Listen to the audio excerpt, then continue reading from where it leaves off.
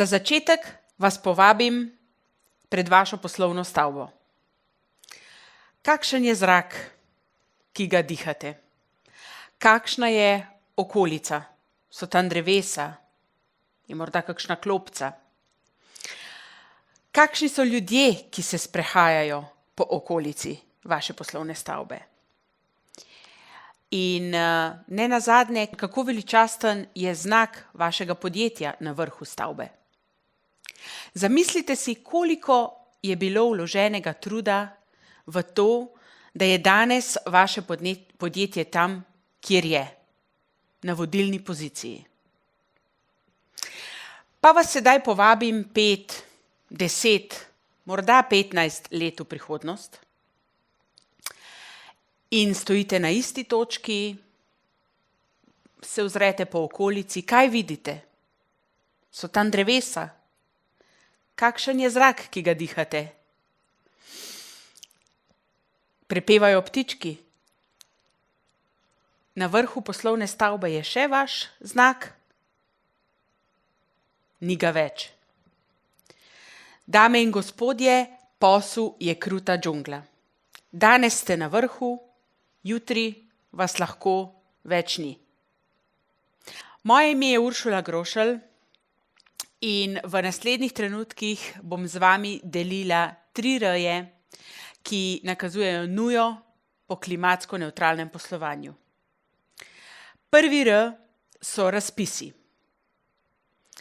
Razpisi so izjemnega pomena za vaš dobiček. In danes vas že v vsakem razpisu sprašujejo potem, iz katerih virov izhaja vaša energija. Kakšne so vaše prakse za varovanje okolja? In zamislite si, da v rokah držite razpis in glede na zahteve razpisa ugotovite, da jih ne izpolnjujete. Torej se na razpis ne morete prijaviti. No in drugi R je regulativa. Tukaj je direktiva o trajnostnem poročanju, ki se danes nanaša na velika podjetja. Že v prihodnjem letu 2023 pa bodo k trajnostnem poročanju zavezana tudi srednja podjetja. In Evropski zeleni dogovor, ki je ključ trajnostnega poslovanja in ki želi, katerega namen je, da Evropo pripelje do brezogljičnega nevtralnega poslovanja do leta 2050. Če mislite, da boste nadaljevali s svojim business as usual, potem se motite. In tretji R, raziskave.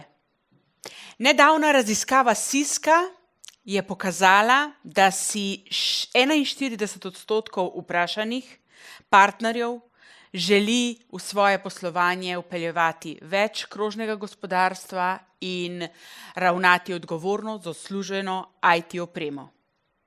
No, ta ista raziskava je potrdila, da si 45% vprašanih želi v svoje poslovanje vpeljevati trajnostne prakse in prakse, ki jih bodo pripeljali do pravih ciljev. Trajnostne prakse so ključ do konkurenčne prednosti. In v naslednjih nekaj trenutkih vam bom predstavila 6 uspešnih poslovnih praks, ki to dokazujejo. No in kot prva uspešna praksa je, da klimatski voditelji privabijo boljše talente. Vsi vemo, da je danes na trgu izjemno pomanjkanje za talenti, še posebej v IT industriji. In nedavna raziskava je pokazala, da si 40% vprašanih milenijcev želi delati v podjetju, kjer imajo v poslovanje vključene trajnostne prakse. Kot druga ključna prednost so, da trajnostni voditelji delujejo v segmentih z višjo rastjo. To pomeni, da so izdelki in pa storitve, ki so trajnostne zelene, dosegajo tudi višjo prodajo. Globalno je prodaja električnih vozil v letu 2016 do 2019 narasla za 26%, medtem ko se je prodaja klasičnih vozil znižala za 2%. Kot tretja ključna prednost je podnebni voditelji prihranijo stroške. Z nevtralizacijo emisij obsega 1 in emisij obsega 2 lahko znatno prihranite. Četrta ključna prednost je tveganje. Podnebni voditelji so manj izpostavljeni tveganjem, kar pomeni, da je zanje cena ogljika nižja, da imajo višje EBIT marže in pa, da si bodo pravočasno lahko zagotovili dostop do nekaterih redkih trajnostnih virov, kot je obnovljiva energija. Kot peta ključna prednost so nižji stroški financiranja. Podnebni voditelji, ki v svoje poslovanje vpeljujejo zelene prakse in ki svoje cilje vežejo na cilje trajnostnega razvoja, imajo zagotovljene nižje stroške financiranja. In kot zadnja, šesta ključna prednost so višje vrednosti za delničarje. Nekatera energetska podjetja, ki so bila v preteklosti veliki onesnaževalci, so se uspela transformirati in svoje poslovanje naravnati bolj trajnostno. To so podjetja Enel, Ørsted. In ta podjetja so v minulem letu na borzi kotirala s 30% višjimi donosi, kar pa jih postavlja v bok najbolj uspešnih podjetij. Dame in gospodje, kaj čakate? Boste počakali, da regulativa vas prisili v to?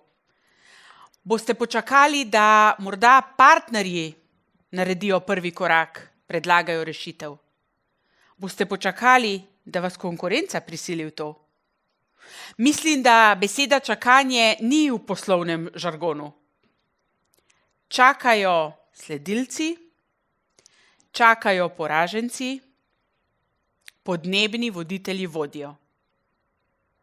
In drago občinstvo, prepričana sem, da ste tudi vi mnenja, da potrebujemo uspešne podnebne voditelje, ki nas bodo pripeljali do bolj trajnostne prihodnosti. Hvala.